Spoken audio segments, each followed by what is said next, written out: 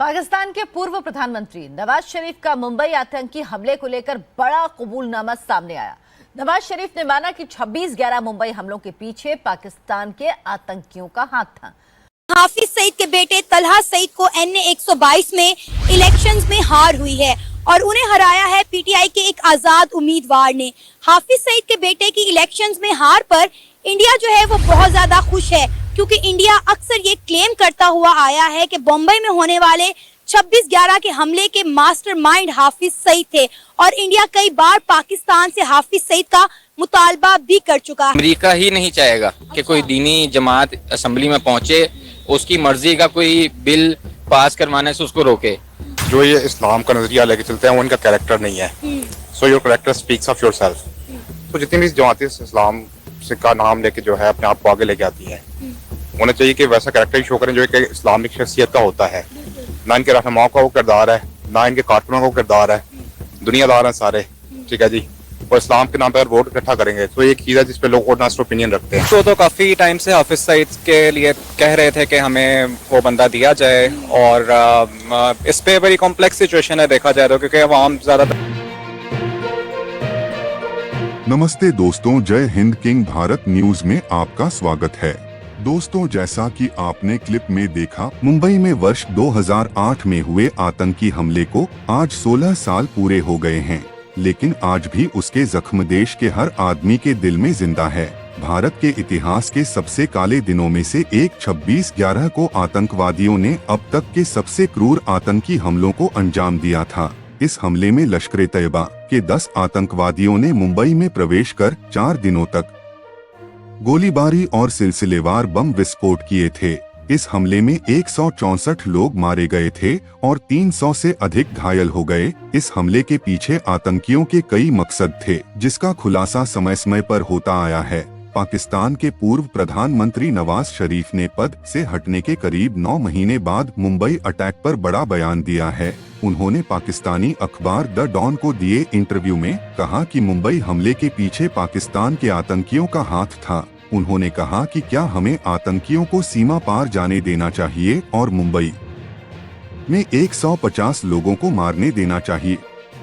उन्हें Panama paper case में supreme court ने पिछले साल 28 जुलाई को दोषी करार दिया था। इसके बाद उन्हें अपना पद छोड़ना पड़ा था और अभी फिर से पाकिस्तान में चुनाव हो रहे हैं और नवाज शरीफ चुनाव में हिस्सा ले रहे हैं। बता दें कि पाकिस्तान इस बात को नकारता रहा कि 2008 के मुंबई अटैक में उसकी कोई भूमिका है, यहाँ तक कि भारत की ओर से डोजियर और पुख्ता सबूत देने के बाद भी वहाँ की सरकार ने कोई ठोस कदम नहीं उठाया।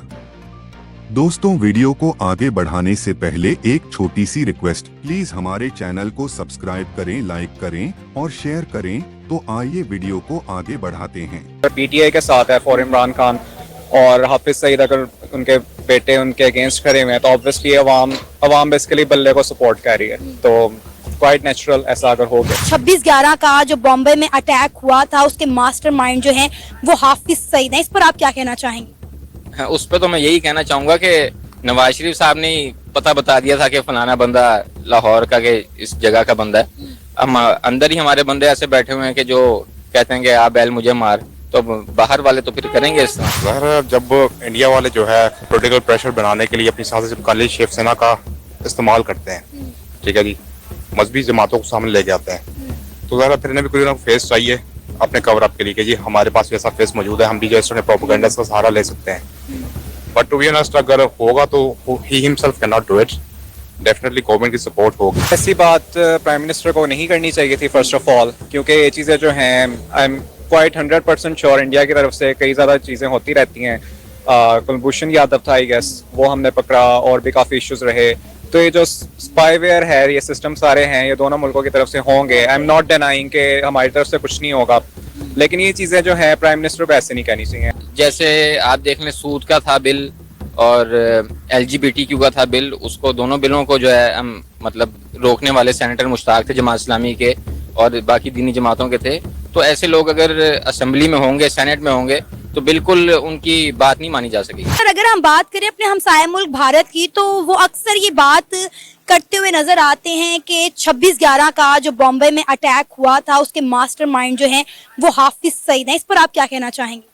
हाँ, उस पर तो मैं यही कहना चाहूंगा कि नवाज शरीफ साहब ने पता बता दिया था कि फलाना बंदा लाहौर का के इस जगह का बंदा है। यही तो हमारी खामी है कि जब हम नशिस्तों पे होते हैं तब हमारे मुंह बंद होते हैं, लेकिन जैसे ही हम अपनी सीट से नीचे आते हैं तो हम अपने मुल्क के खिलाफ ही बातें बोलना शुरू कर देते हैं। जी ऐसे ही है, बिल्कुल ऐसे ही है। जब नवाज शरीफ साहब को डी सीट किया गया तो गुजरांवाला जलसे में उन्होंने खुल्लम खुल्ला जनरल कमर जावेद बाजवा साहब के खिलाफ बातें की, और अब वही आके अब उन जनरल साहब को जो है वो तारीफें कर रहे हैं उनकी। तो इस तरह ही है कि जिसकी बारी आएगी वो फिर तालियां बजाएगा, बारी चली जाएगी तो फिर चीखें मारेगा। हालांकि पाकिस्तान बड़े अरसे तक इंडिया के इस इल्जाम को रद्द करता रहा, इसकी तरदीद करता रहा कि बॉम्बे में होने वाले 26/11 हमले में पाकिस्तान का कोई हाथ नहीं है, लेकिन हमारे साबिक प्राइम मिनिस्टर ने मुंह फाड़ के सबके सामने कह दिया कि उसमें पाकिस्तान मुलव्विस था। जी वो मुंह फटे हैं बहुत, हमारे जो है ना मियाँ साहब बहुत मुंह फटे हैं। उन्हीं की वजह से डॉन लीक्स भी हुआ था, उनके इस मुंह फट होने की वजह से। तो इनको जरा देखना चाहिए इंटरनेशनली कि पाकिस्तान किस जगह खड़ा हुआ है। तो ऑलरेडी इंडिया ये बात कहता है कि पाकिस्तान एक दहशतगर्द मुल्क है, और पाकिस्तान से जब दहशतगर्दी जो है खत्म नहीं होगी तब तक इंडिया और पाकिस्तान के दरमियान ताल्लुकात बेहतर नहीं हो सकते। उस पर जब हमारे सियासतदान इस तरह के बयान देंगे तो पाकिस्तान का क्या इंटरनेशनली इमेज आएगा? सबसे बड़ा दहशतगर्द तो इंडिया खुद है। पाकिस्तान में जितने टेररिस्ट अटैक करवा रहा है, बलूचिस्तान में, गवादर में, हर जगह ये सब इंडिया ही करवा रहा है। और इंडिया के दिफाही माहिरीन का कहना है कि ये पाकिस्तान खुद करवा रहा है ताकि इलेक्शन से लोगों का ध्यान हट जाए। बस उसने अपना चूरन भी तो बेचना ना इंडिया ने, वो बस एक तरीका है। लेकिन जो जितने अटैक्स पाकिस्तान में टेररिस्ट अटैक्स होते हैं, बलूचिस्तान में, गवादर में, अभी पिछले दिनों गिलगित बल्तिस्तान में एक तहरीक चली थी, तो सारा इंडिया का ही था, इंडिया का प्लान था। और वो मतलब चाहता है तो इस तरह पाकिस्तान को मतलब खराब करने के लिए इस तरह करता है। गिलगित बल्तिस्तान में और बलूचिस्तान में सब आजादी की तहरीक चल रही है, आपको पता है ना ये बात? जी पता है। तो आपको लगता है ये सब इंडिया का किया हुआ है? 100% इंडिया का किया हुआ है, और कौन करवा सकता है? मेरा नहीं ख्याल कि अगर इंडिया को कोई मसला होगा, मसला नहीं है तो और किसी हमारे हमसाय मुल्क या किसी और